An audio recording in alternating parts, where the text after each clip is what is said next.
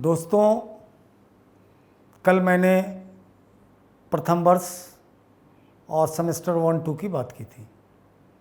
आज हम लोग बात करेंगे द्वितीय वर्ष सेमेस्टर 3 और 4, यानी एक वर्ष में 2 सेमेस्टर पता चल गया। तो आज तृतीय और चतुर्थ सेमेस्टर की बात होगी, semester 2 end semester 3 end semester 4, year 2 यानी द्वितीय वर्ष द्वितीय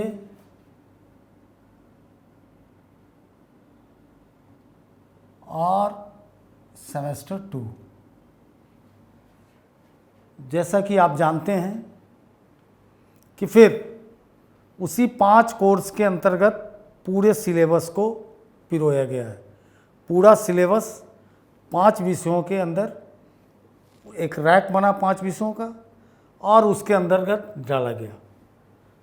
तो सबसे इम्पॉर्टेंट कोर कोर्स है, आपको पहले भी बताया था कि 3 वर्षों के अंतर्गत 132 क्रेडिट में 72 क्रेडिट केवल आपको 3 वर्षों में कोर कोर्स को पढ़ना है, यानी सबसे इम्पॉर्टेंट कोर कोर्स है।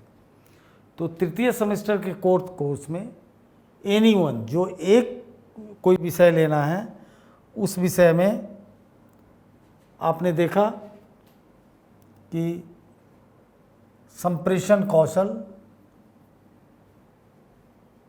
BSDLA 137, ये हिंदी का विषय है, यानी माध्यम इसका हिंदी है, लेकिन संप्रेषण कौशल किसी भी भाषा में रूप उसका वही रहता है।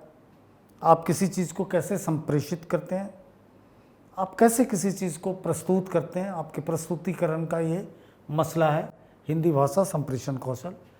और दूसरा BGLA 137, लैंग्वेज थ्रू लिटरेचर, ये अंग्रेजी माध्यम की चीज़ है। ये किताब, इसके स्टडी मटेरियल अंग्रेजी में होते हैं। दोनों में से किसी एक का चयन करना है, इधर हिंदी भाषा संप्रेषण कौशल और लैंग्वेज थ्रू लिटरेचर। अब हम कोर कोर्स में जहाँ 2 विषय लेने पड़ते हैं उसकी बात करते हैं। इस ग्रुप से हमें एक विषय लेना है। अब हम चर्चा करेंगे जहाँ हमें 2 विषयों को लेना है। 2 विषयों को जहाँ लेना है वहाँ हम देखते हैं कि हमें क्या क्या विषय लेना है। तो इसमें हम देखते हैं कि पहला है fundamental of social and cultural anthropology. ठीक है कि एंथ्रोपोलॉजी है, इसके कोड बदल गए। अभी आपने 131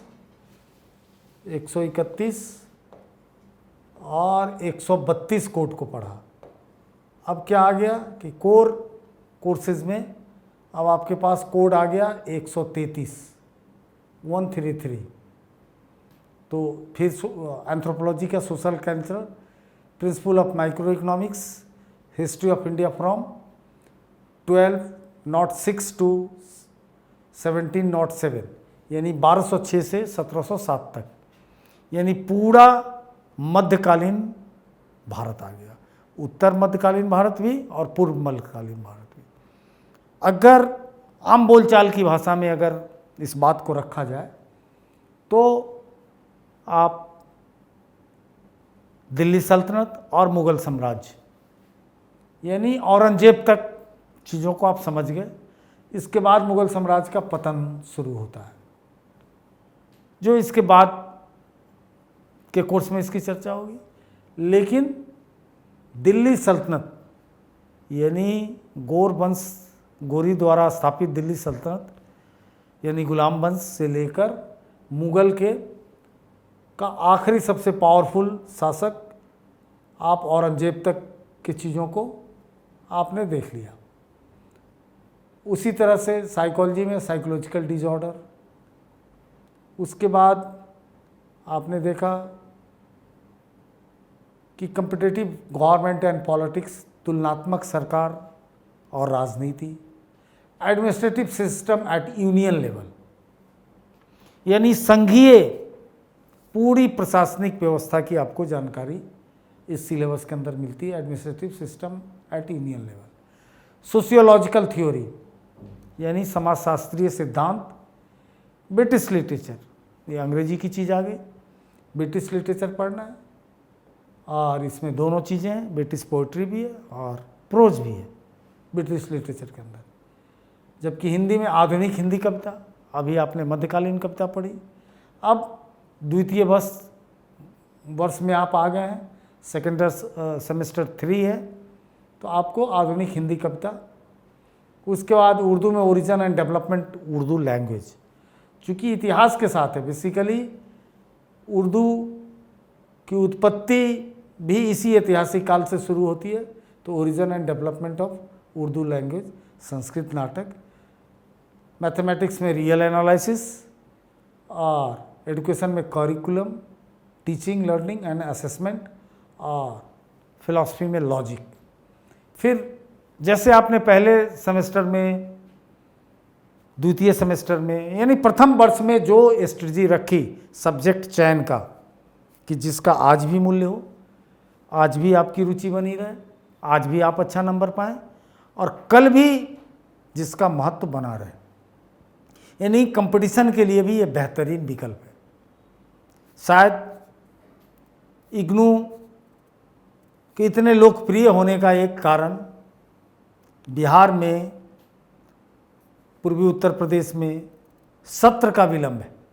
बिहार में तो 2 से 3 साल विलंब से सत्र चल रहा है, यानी बीए 3 वर्षों का 5 से 6 वर्षों में लोग परिणाम पाते हैं और प्रतियोगिता परीक्षाओं के लिए उम्र सीमित है।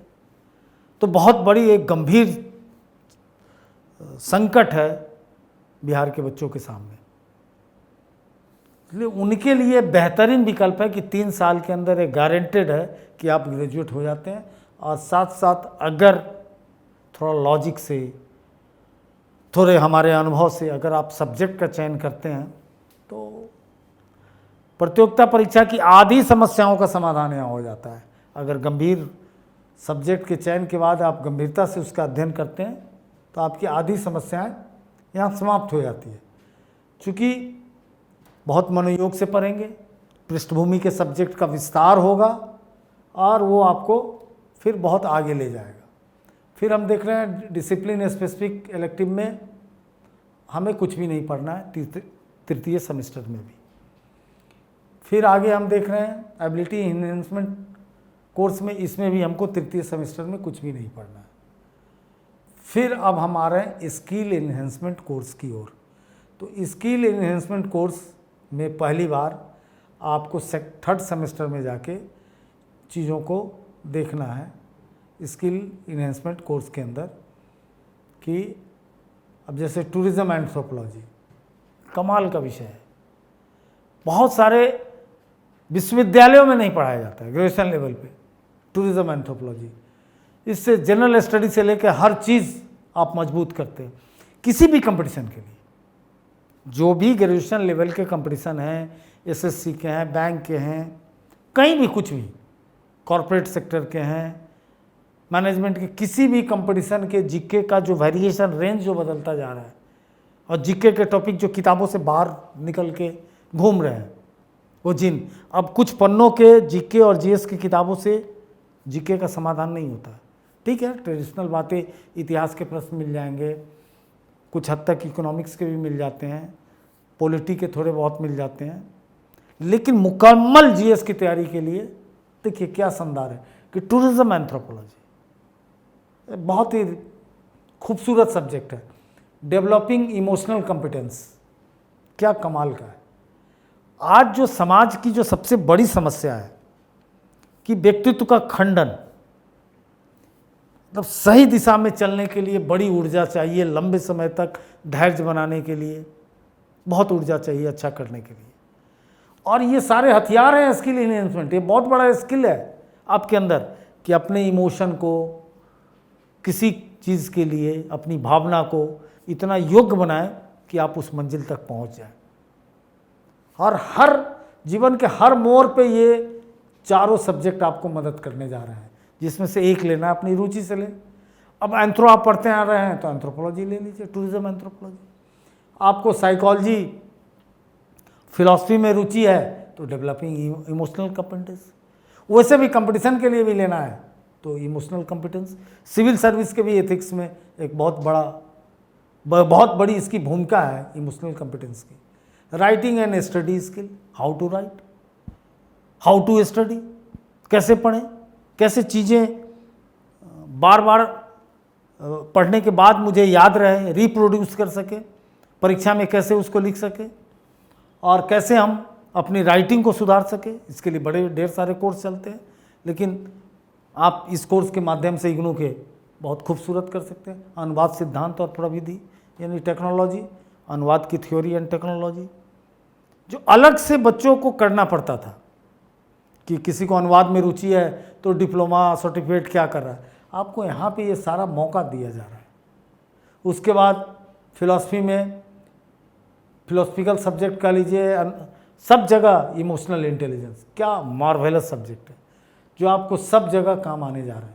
इमोशनल इंटेलिजेंस जिसको आप हर सेमेस्टर में, मतलब जीवन के हर क्षेत्र में यूज करेंगे। अगर इमोशनल इंटेलिजेंस, भावनात्मक बुद्धिमत्ता और डेवलपिंग इमोशनल कॉम्पिटेंस, ये दो ऐसे सब्जेक्ट हैं जो इथिक्स में लगभग 20% सिलेबस IAS के और PCS में भी सब जगह इथिक्स है कि उस काम को आपको पूरा कर देते हैं।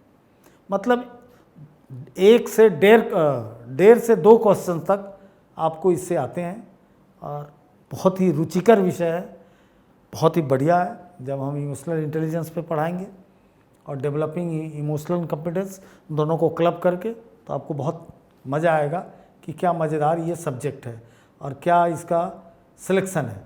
तो यहाँ मैं यही कहूँगा कि बल्कि अगर आपको कोई नौकरी प्राप्त करनी है, जैसे C ग्रेड की नौकरियाँ, B ग्रेड की नौकरियाँ लेनी है सरकार में SSC के थ्रू, तो आपके लिए बेस्ट है अनुवाद सिद्धांत और प्रविधि।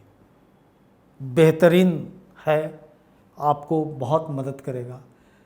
राइटिंग एंड स्टडी स्किल, जिन बच्चों को कॉरपोरेट में जाना है या जो नौकरी कर रहे हैं कॉरपोरेट में ऑलरेडी और अपनी योग्यता बढ़ा रहे हैं कि 12 करके चले गए, अब वो आगे करना चाह रहे हैं कि ग्रेजुएट हों, MBA करें, कुछ भी करें, उनके लिए बेहतरीन विकल्प है राइटिंग एंड स्टडी स्किल।